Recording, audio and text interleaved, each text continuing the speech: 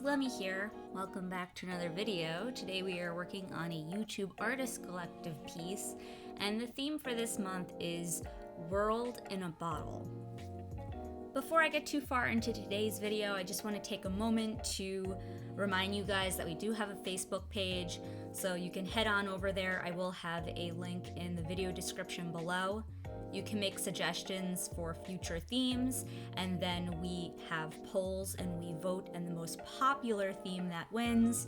All of the participants in the YouTube Artist Collective will make a piece based off of that idea. But not just that, you can see a lot of sneak peek sort of pictures or a lot of behind the scenes sort of pictures. And if you participate in the theme yourself, you can post your art there. And I've seen many pictures that are done by non-official members, and they're really awesome. So it's kind of a nice way to get your name out there, network, and maybe even make a friend in the process. So at the beginning, I kind of was thinking, when I first heard the theme, of the different things that I could do. And the first thing was literally a world in a bottle, and I don't mean a planet, I mean a world as in a landscape or a cityscape, maybe with some characters in it, and then just jam it into a bottle. Then I thought of kind of like a ship in a bottle, as in maybe like a mermaid or something, or some sort of waterscape with underwater life, and maybe Atlantis or something like that. And then what I decided on actually doing was a genie in a bottle.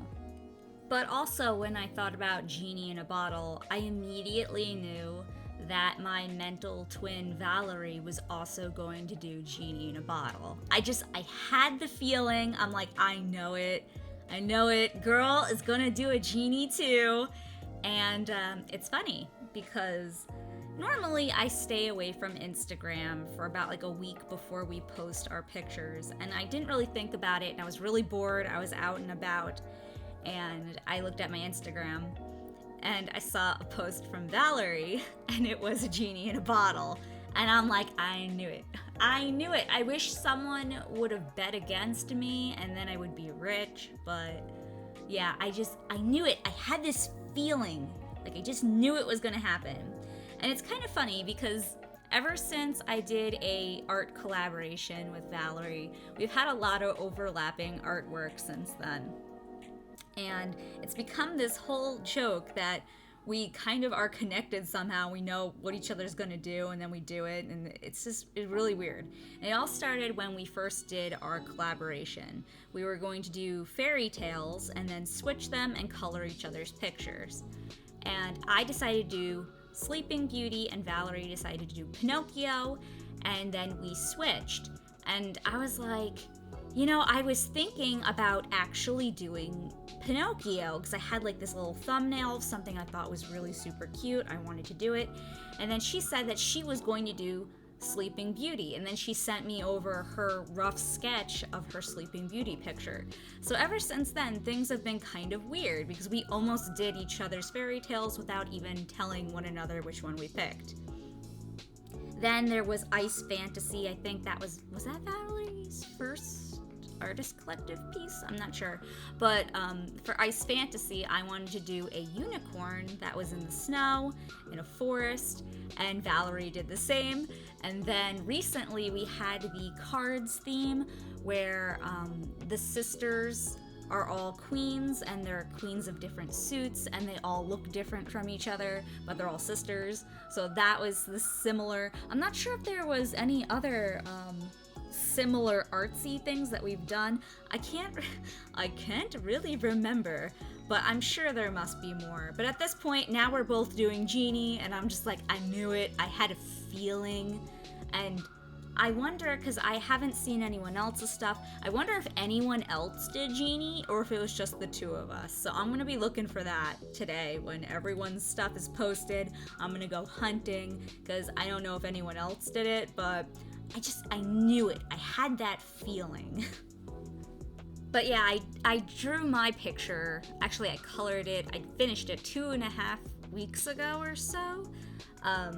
And it's kind of funny because my Genie's coming out of the bottle, but the picture that I saw that Valerie uploaded the other day, it's right now it's a line art, but her Genie is inside the bottle. So it's like two different perspectives to a similar character. So I can't wait to see how she colors it. I'm really curious to see what her color choices are going to be compared to mine. I would be lying if I said I wasn't the most excited to see Valerie's picture out of everyone, but yeah, so I'm super hyped for that today. I can't wait to check out her art and see where she went with her Genie picture. Really quick, at the beginning of the video, I used my Lightbox to transfer over the lines from my sketch, and I used a colored pencil to do that. The paper that I am working on is Arch's hot press paper, so that means there's less texture than a cold press or rough textured paper. But that also makes it easier to transfer the lines. But you'll see that I end up going back and trying to fix up the face a bit because it doesn't look as much like the original sketch as I had hoped. I always have trouble transferring my drawings when I use a Lightbox and making them look extremely accurate to the original. I don't know if anyone else has that issue, but maybe my Lightbox isn't like high power enough, but then also I'm kind of like, maybe I'm gonna laser out my eyeballs and not be able to see anymore. So I'm like, maybe I shouldn't have a crazy lamp underneath, but I also can't really see all those details. So let me know if that's a problem that you experience, because I experience it all the time. I then used my Holbein Gouache to paint over those transferred lines. But actually, speaking of Holbein paint, I'm running low on certain colors, and I originally bought a set of 30 because I wanted to try out gouache and see if I liked it, and they were 5 ml tubes, so they were pretty tiny, and they lasted me quite a bit of time, and I really liked using gouache, so I decided, okay, I'm gonna buy more paint, I'm running low, so I'm gonna look into getting another set of paint, just so that it kind of like refills the ones that that are missing, and then if I still am missing colors from the original set, I'll just get the individual tubes. And the prices of the paint, it's just crazy now. When I got the original 30 count of 5 milliliter tubes, it was under $50. I think it was $48.